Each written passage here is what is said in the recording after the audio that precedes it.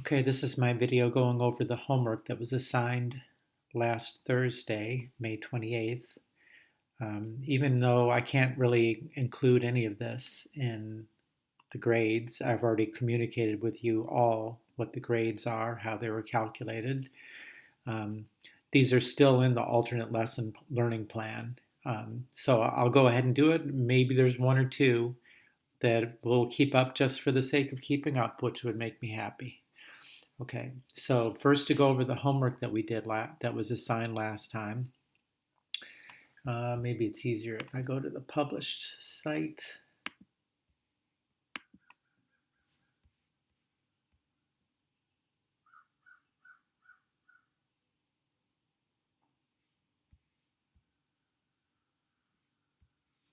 Okay, homework.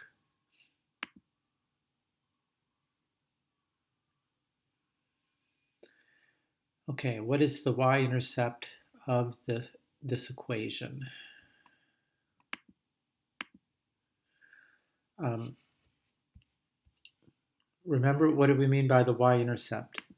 Right, the y-intercept is where does the graph cross the y-axis? But on the y-axis, x equals 0. So if I take something like y equals x squared minus x minus 6 over x squared minus 1, and if I substitute 0 for x, then that will be the y-intercept. So just notice that if I put in a 0 for x, then all of these three terms go away. And all that's left is negative 6 over negative 1, which is 6. And that would be letter A. Now, could you have looked in Desmos, graphed it, and just looked for where across the x-axis? Yes, you could have. 2.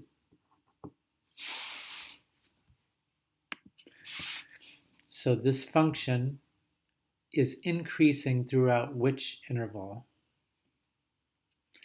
So remember that increasing and decreasing.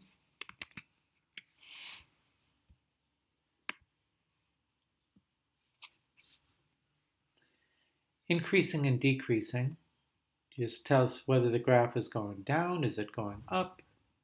We always give these intervals in terms of x. In this case, we can always do this by graphing it and looking at the graph. In this case, which as usual, they've given us something that's not written correctly because I don't see a y equals here. This is just an expression. But let me write it the correct way. Y equals x plus 1 squared plus 3. I know that this is a parabola, kind of got a U shape to it. It's moved 1 to the left and 3 up.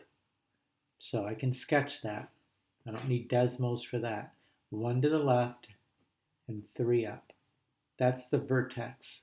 So it's a U that kind of looks something like that.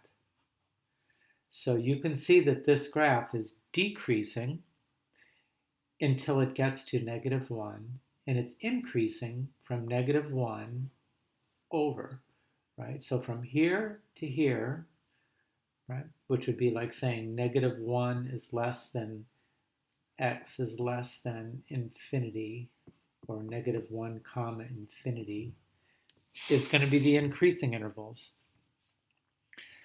Now, let's see if they've given us an option that looks like that. And I can see right away on letter A that they have. I mean, that is the exact answer right there. It is letter A. You know, sometimes they get trickier with these things where they're giving the right answer is an interval, which isn't this whole interval. They might have said 1 to infinity. Well, it's definitely increasing from 1 to infinity. That's not the whole interval, but that is correct. But this time they didn't. That is the right answer. Okay, number 3. What are the asymptotes of the function shown? Okay, notice they said asymptotes plural. So honestly, that could mean vertical asymptotes and horizontal asymptotes, and we can get more than one vertical asymptote. Um, and then we could have a horizontal asymptote. I can see that in all of these options here, there's only two. There's one vertical and one horizontal. Okay, um, so let's play around with this one for a second.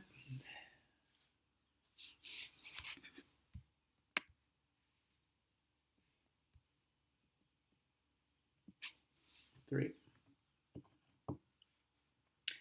F of x equals x minus 1 divided by x squared plus 3x minus 4. Okay, if I was going to do this with algebra, then I would factor the denominator, and that would give me x plus 4 times x minus 1, which then these factors would cancel, and I would have 1 over x plus 4, which would tell me that there is a vertical asymptote at x equals negative 4, the zero of the denominator. Now, you might say, well, what about this x equals 1?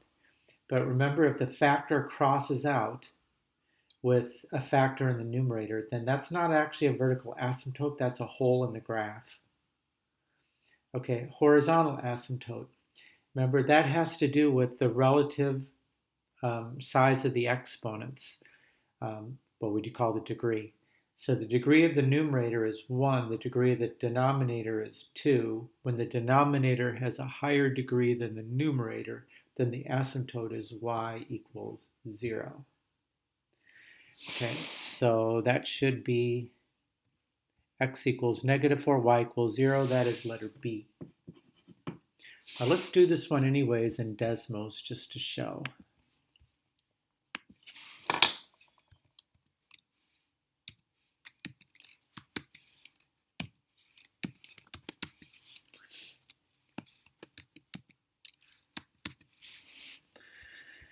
Okay, so the thing to notice here is that it should look like the graph is veering off towards infinity or negative infinity where there's a vertical asymptote. And we can clearly see that signature on the graph right here. And I don't see any point in guessing anything else other than that. I'm even going to do this. I'm going to make it into a dashed line. I'll make it orange. No, we already got orange in there, don't we? How about I'll make this one blue? So that does look like the line x equals negative 4 is an asymptote for the graph, which is the blue line in the blue line on the graph on this background. Okay, now it comes to horizontal asymptotes. Remember that horizontal asymptote is the value that it looks like the graph is approaching on the extremes, like all the way on the right and all the way on the left, which, I can see pretty well. It looks like it's y equals 0. Let me put in a y equals 0. And okay, we'll keep it green. Let's make it a dashed like that. So does that look like it's approaching that line without touching? Yeah, it does. So those are the two asymptotes that I got. Now the other one, just to show, is that, we said that at x equals 1, remember that? At x equals positive 1, there should be a hole in the graph, which means right there, it should be that there actually is no value. And you're not going to see one infinitesimal point which has no value in an otherwise continuous line. But if you put a table in here, right, If we go here and say table, you can see right there at 1, it is undefined. So even though it looks like on the graph that there's something there, there actually is nothing there. Okay, so that was the homework that was assigned. And let's go to the warm-up for today's lesson.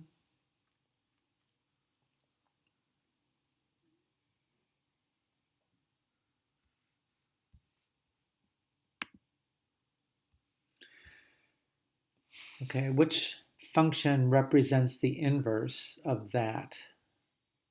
Looks like we've got 2 inverses and 1 composition of functions. Okay. Well, let's see on number 1. That is a cubed root. So we're definitely going to expect that the inverse is a cube, right? A cubed root and a cube ought to undo each other. And beyond that, I know that for a function and its inverse, it should be like if I plug in x equals a value here. Let's say I put in x equals 10 here. Then 10 minus 2 is 8. The cubed root of 8 is 2. So it should be for the inverse. If I plug in 2, I get 10. Okay, well, let's see. Which one of those would I get that from? If I plug in a 2 here, I'm going to get 4 to the third is 64. If I plug in a 2 here, I'm going to get 8 minus 2 is 6. If I plug in a 2 here, I'm going to get 8 plus 2 is 10. That sounds right. Let's check. And then this one and this one are the same, so they're wrong. So I can tell you right now that the answer is going to be letter C. But just to give you more than the bare minimum,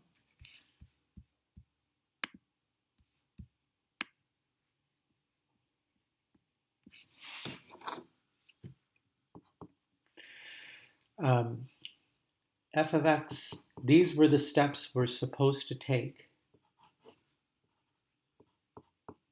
to find an inverse.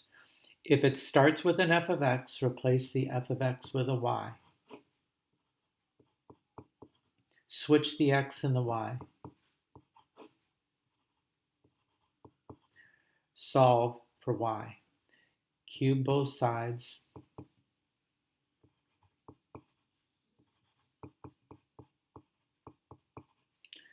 And so there you go.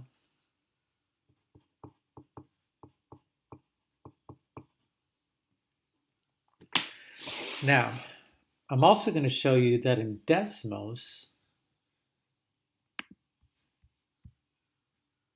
and in a way, you know, this is, I'm not trying to show you Desmos just to, you know, cheat the system here. I mean, it's a fundamental concept here with these inverse functions. Let's put in the original function, which is going to be, it started with an f of x, but in here I'm going to have to put it as a y. So let me put y equals, okay? Then I'm going to come down here. I've got to find my cubed root, which is going to be there, and it's x minus 2.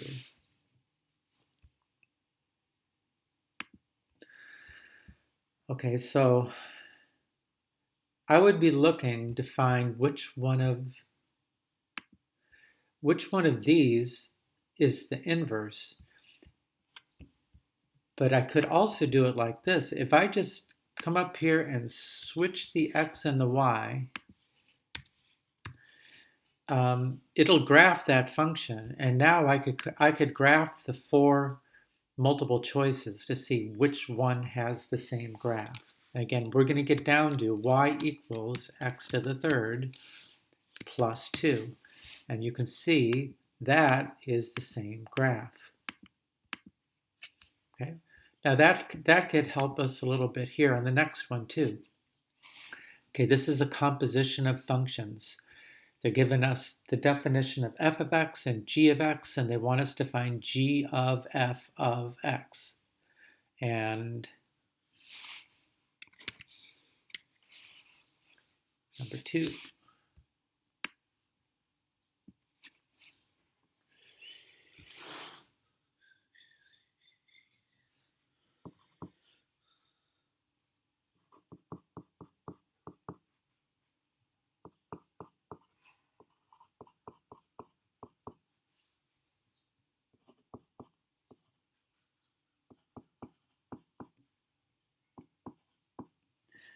So we're trying to find the g of f of x.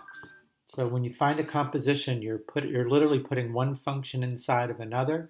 In this case, we're putting this f of x inside of the g of x. So that's like take this thing right there and put it in the place of x there and there. So g of f of x equals 2 times, okay, in place of it, now I'm going to put, in place of this x, I'm going to put negative x squared. And in place of this x, I'm going to put negative x squared.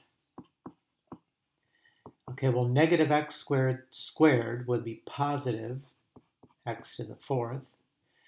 Okay, 3 times negative x squared would be minus 3x squared minus 5. So that's your composition. That looks like we have letter B. But could you do this in decimals? Yes, you could. You could go like this.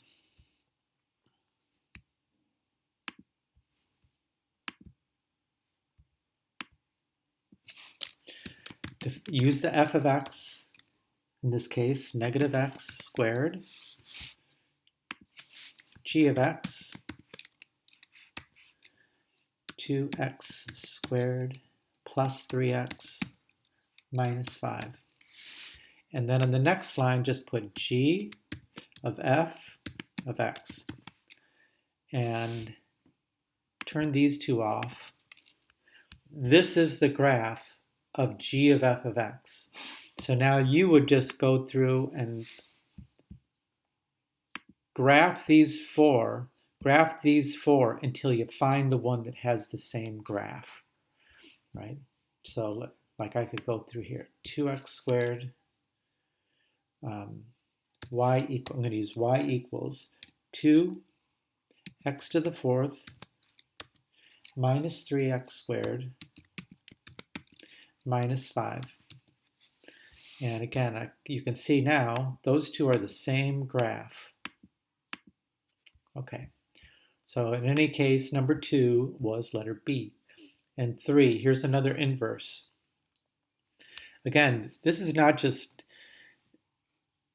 the way I would look at this problem. It doesn't always work perfectly. You know, you could have like 2 that give you the same result. But if I looked at this thing here and said, what if I plugged in, let's see if I plugged in 4. If I plug in x equals 4, I'm going to get 1 over 4 minus 3 is 1 over 1, which is 1. So f of 4 equals 1. So it should be that f minus 1 of 1 equals 4. Okay, let's see that. If I plug in 1 here, I would get 1 plus 3x, which is 4. So it could be. How about this one? 1 over 1 would give me 1 minus 3, negative 2. Can't be. How about this one? 1 minus 3x, 1 minus 3 times 1 is negative 2. That's not correct. Okay, this one, 1 over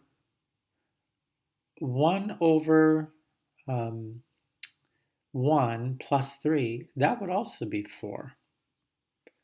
Okay, well, let's think about this. What kind of a function is this? This is an inverse variation. We know that inverse variation should look like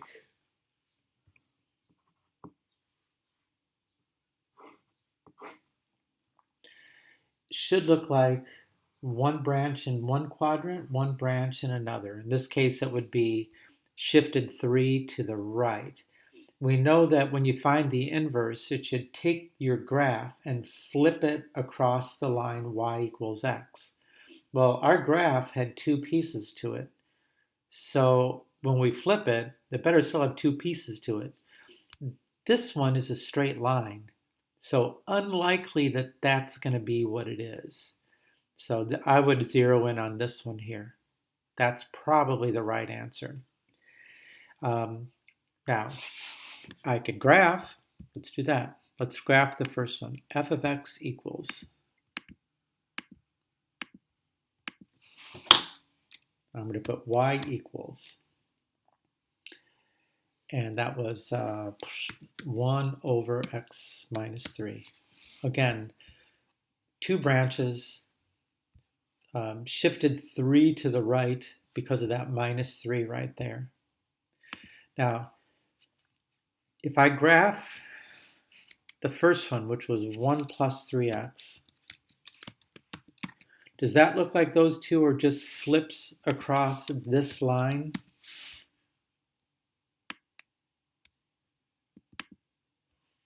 And the answer is quite obviously no, that doesn't look right. Okay, how about if we do this one?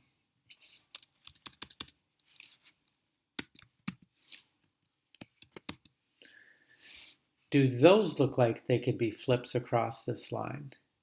You know, does this one look like if you flipped it across this green dashed line, you would get this? The answer is yes. Does it look like it's a flip across this line? Yes. So the answer, as I suspected, is going to be D. Now we can follow up with, you know, that these are the steps to find the inverse. F of x equals 1 over x minus 3. Y equals 1 over x minus 3. X equals 1 over y minus 3. Okay, now I'm going to multiply one. Well, in fact, let's do this. Let's cross multiply. X times y minus 3. I'm going to go up here. Equals 1. And now I'm going to divide both sides by x. And now I'm going to add 3. So F inverse is 1 over x plus 3. So in either case, we got this letter D, right? We got it kind of in 3 different ways. Okay, let's see what they had in store for us today on the alternate lesson plan. So we are sitting at 6-2, and it's another day of this SOL 7, which is general functions kind of stuff. We've done the warm-up. You're going to do the review. If you do the review, check your answers. Let me know if you have any questions. There is a Desmos activity to do, which I will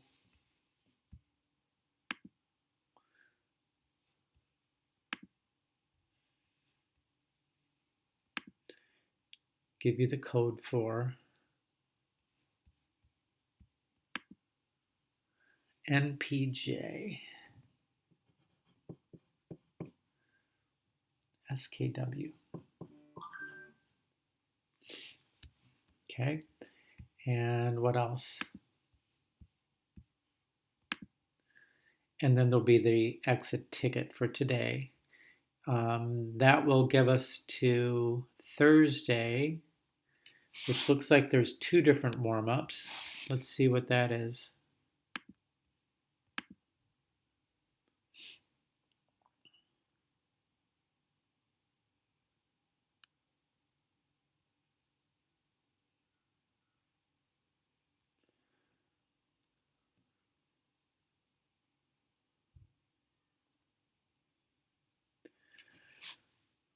Okay, zeros. That's a pretty easy one. Don't see any issues there. What about the second one?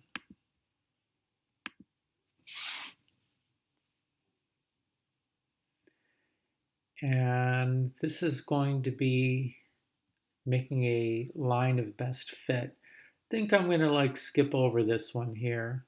Let's just do the one. We won't do the A2.9. I think we're just going to keep ours to the A2.8 for the warm up and then the review and the exit ticket. Looks like they were trying to cram all this in before the end of the term. And see, so Thursday is 6/4. The next day we would have been in exams. I'm kind of thinking that I don't know whether I'm going to be making another one of these after Thursday. Thursday may be the end of it. So in any case, that's I will send the email that'll link to this video and update the website.